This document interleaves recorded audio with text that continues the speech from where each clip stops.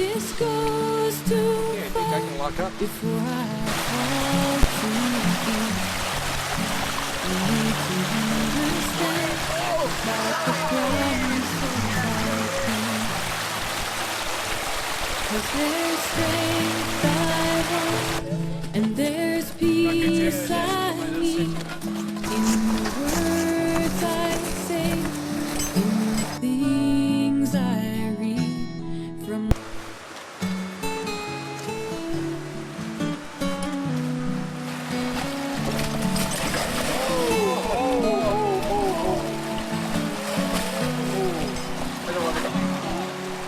It looked like it was okay.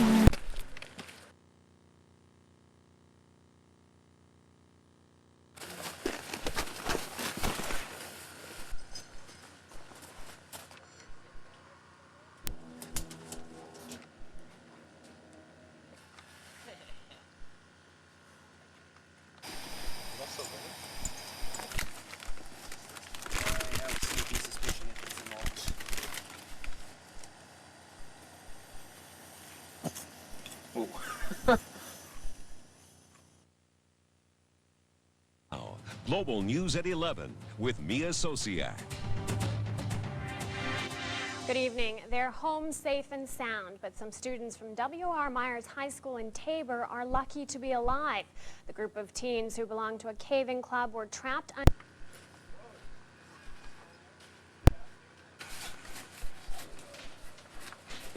Yeah.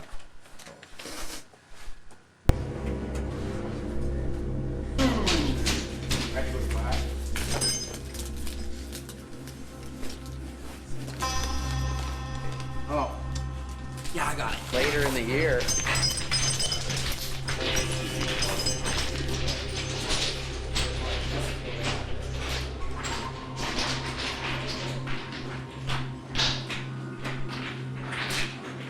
He's doing great. He's doing great. This is like a classical rappel. Legs wide, steady control. Don't film mine.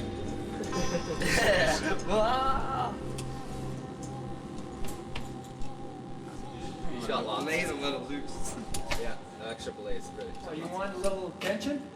Oh, not the same tension. Well, boogie. I got a boogie.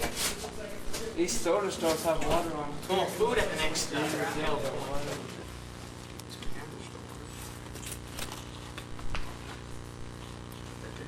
It's all your fault. Nothing. I was just saying my little safety thing on the ATC never used to get stuck. And you guys started talking about it. Well, here's a little hole. Oh, that's not it, though. It's like 2 inches wide. Stuck that end. So who's trying to get through there? This is Cody here right in front of me. It looks a little tight. Oh, we're supposed to take our helmet off? No. No, I don't. Yeah. Sure. Oh, You want to these try? rocks are catching. Kevin? Left or right for the Walters? He should go to the left when he gets there. Left. Hey. Underneath there, too? Yeah, hey, you can step on the ground. Oh my. There you go up now. It's like coming out of a hole from the roof. It's like humongous. It's just one spot. There's no other ice around. And the plan was to exit the cave at the other end, but when they got there, it was covered with a thick wall of ice. We got trouble because that is the exit, Oh, jeez. and it's frozen over. Oh, no. I think we can chip our way up. It was iced over with these huge icicles that look like the teeth of some monster. I just started freaking out because I didn't think we were going to make it out in time. And I thought we were just going to freeze to death. Along with their guide, the kids from W.R. Myers High School were trekking for 5.5 hours through the Gargantua Cave in the Crow's Nest Pass area. When they came to their designated exit point, their school trip instantly took a turn for the worse. Well, it's kind of not a priority.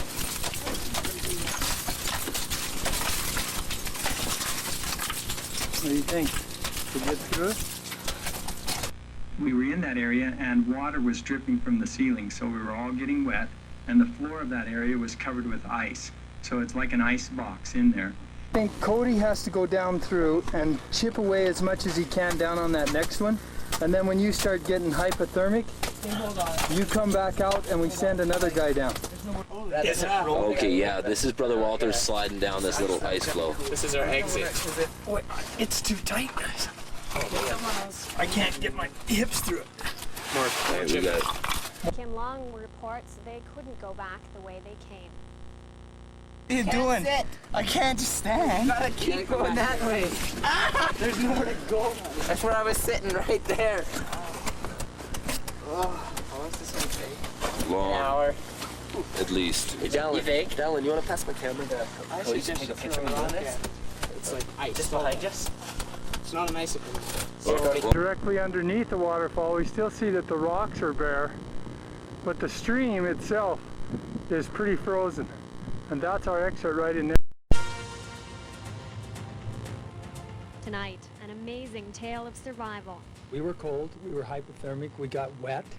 After 30 hours trapped in a cave, they share their story live in our studio. Global News at 11 with Mia Sosiak. Good evening. They're home safe and sound, but some students from W.R. Myers High School in Tabor are lucky to be alive. The group of teens who belong to a caving club were trapped underground for 30 hours. On Saturday, they hiked along with an experienced guide to the mouth of the Gargantua Caves. It's on the Alberta-BC border, about 16 kilometers southwest of Coleman. And the plan was to exit the cave at the other end, but when they got there, it was covered with a thick wall of ice. And as Kim Long reports, they couldn't go back the way they came. These are the true survivors right here. And that's the only way to describe these young hikers. Saturday morning, the students and their guide trekked their way up to a well-known cave, deep inside an Alberta mountain. All of them are experienced cavers who had explored the Gargantuan Cave before, but this time they came upon something unexpected. We hit the exit of the cave where it's a crawl. You know, it's hard for anyone to get out. You have to crawl on your back, but it was iced over. Sorry, bud. It was iced over with these huge icicles that looked like the teeth of some monster. And so we chipped away at the teeth and broke off all those big icicles, but then the main waterfall had just frozen over the whole. Pretty cold in there. Like we had to keep moving, otherwise I don't think we would have made it. But they kept each other's spirits up because they knew they would be rescued, and they were right. They were airlifted out after spending nearly 30 long hours trapped in the damp, dark cave. The teens had been located by 3 teams of cave rescue personnel, cold, but overall in good health. Kim Long, Global News in the Crow's Nest Pass. This is John Toon's helmet. Yeah, because we got here like 7. Can't get out because it's iced in. Yeah, so it was like 4 hours. Yeah, we got Almost 5 hours here. 7 we got here. Man. Corner of Alberta. They talked to people in our Lethbridge newsroom and admitted they were afraid they'd die because it was so cold. On our news at 6, we'll hear an incredible story of how they managed to survive and get out of the cave. Barb? Okay, thanks, Daryl. I want to talk about what it was like inside that cave. David, at some point I imagine claustrophobia and panic a little bit would have set in. I was really freaked out. It's like I kept saying to myself that I'm not going to get out. Back at base camp, Mark Harding was waiting. He knew something had gone wrong and called for help on a cell phone. Now, you were actually, or well, not you yourself, but someone was able to get word out that there were people trapped in this cave. Can you tell me how that happened? Yeah, go ahead. Sure. Well, we had originally 2 teachers and 8 students, and when we got up to the cave, 3 of the other students were pretty tired, and they didn't really feel like going in all the way because we had to backpack about 15 kilometers to get to our campsite first, so they were feeling pretty tired. So we went down the rappel, and they decided they would stay, and they were going to go back and explore a different little cave. So that was lucky for us that they were out there, and then when we didn't come back, we set up a time. We're like, well, we plan on being about 6 hours in the cave. So after that time, then they waited a bit, and then eventually phoned, so yeah, they had a fallen too sleep. One of the things I was thinking, like, am I panicking, and am I getting ahead of myself here? Inside the cave, they try to keep busy and stay warm. Teach guys, you're gonna be great. No, I'm good. I already had mine. Oh, I'll have some more if you have a little. I haven't tried that. Oh, that's a thing. That cools you down, should have warmed you up. I only had one. That's good stuff. I don't think panic ever did set in. It was fascinating to watch. If I wanted to sleep, and you're always trying to get him to keep moving, because, you know, if he went to sleep, it might be the last sleep he had. You try to fight it off. You get up and say, okay, I gotta get walking. You go walk, we start singing, and it's the cold, and you can feel it everywhere. Good light too? Oh, yeah. It's close to like 1 o'clock, and guys are hunkered down, piled on top of each other. They get still. Little space blanket on top. Is my left leg sticking out, really, Kevin? Are all my legs sticking out? No, I don't see nothing sticking Really? How far do the blankets go past our feet? out. No, they're past. It's like snugged around. So why don't we like lift it towards our face? Everyone knows that there's a small window of opportunity when you can get through the exit. You can't go too early in the year or too late in the year. And so everyone who knows that and hears that someone's trapped in the Gargantua Cave, they know exactly where you are and what your conditions are. And so we knew that as soon as we were missed, that people would come. Okay, Well, what do you think, guys? What time is it? It's 3:30. And how are we doing? Not too bad. Down smiling. I don't know why. Chilly. What do you say, Alec? What do you got to say? How are we doing? This should go on the green. What's that? Too sleepy. Yeah, no kidding. Alec is tired. Because I thought of David Curl and Rick Martinell and Jim Holiday. I knew that as soon as one of those persons heard that we were in the cave, that they would immediately start on their way. And my own 3 sons have all been through the cave, and my daughter, Eliza, has been through. She could have brought ropes to us also.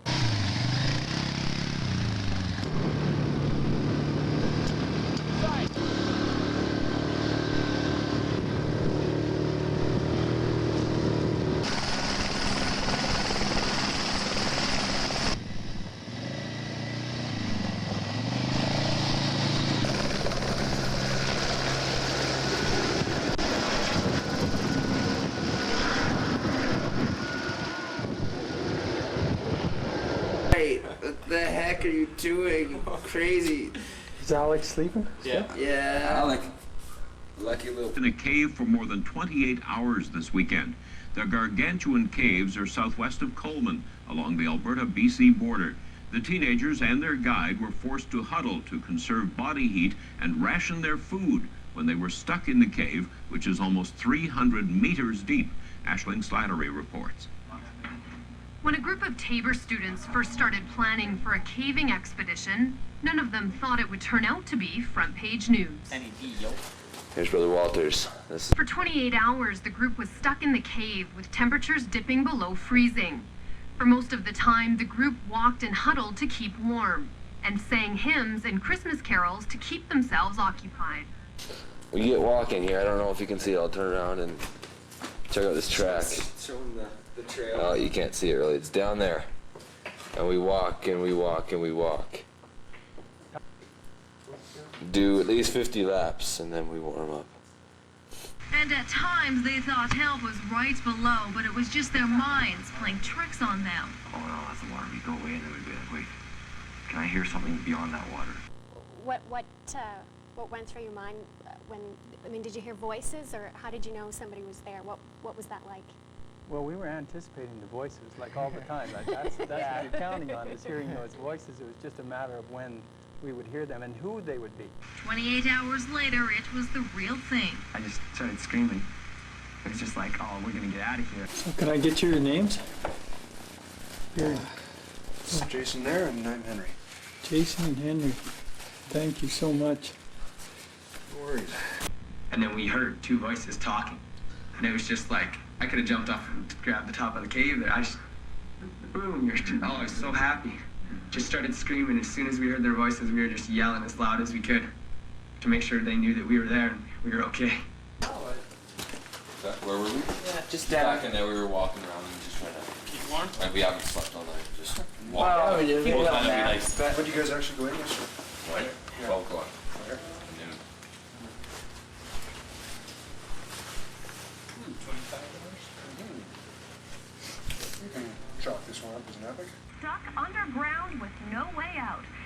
Channel's Kendra Slagowski reports tonight when rescuers found them, they were cold, but undaunted. You ought to talk a little louder. That's good. This is one tough sucker.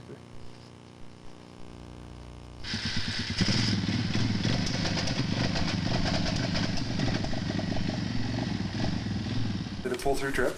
Bottom was frozen out. Hacked away at the ice for 2-3 hours, got thoroughly soaked and chilled. Free climbed up here, climbed 4 of the 5 pitches, and then couldn't get up the last one, so we got rescued. Wow. We were like, climbing's impossible, let's not try. It's possible, but it's really dicey. Could you use any sort of protection? No, you can't. The guy had the rope attached to him to haul it up. But no, he just got up on this this ledge here, and then he got on top of this flake, this rock, and got inside there. And then 20 minutes later, he's on top of the pitch, and I have no idea how he got there. I think we're all going to be the better for it. They're definitely will learn patience and learn to count on other people. Better because of a life-changing experience. These men trapped deep inside Gargantua Cave for what seemed like forever.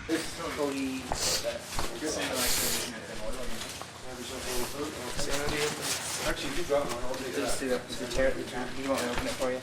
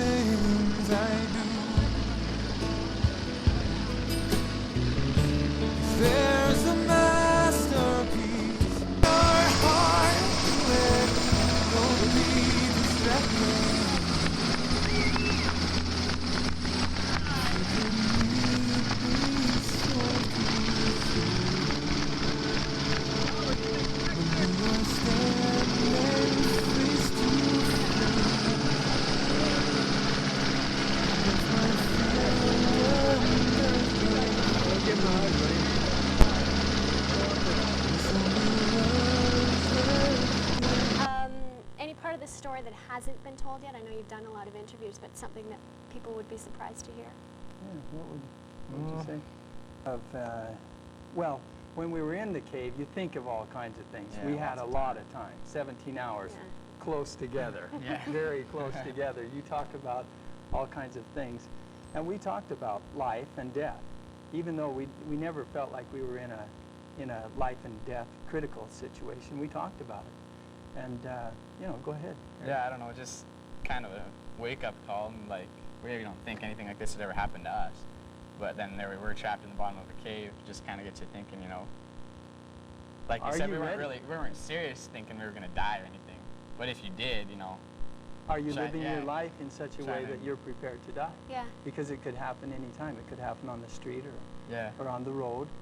It can happen in any number of ways. And so we were in a situation where, it causes you to think about life and to appreciate it. And I think coming out of the cave, we appreciate life more. Life-changing experience, I would say, I think. I'll bet. We never intended that to be the case. We don't have much time left, but Eric, one quick question. Are you going caving again?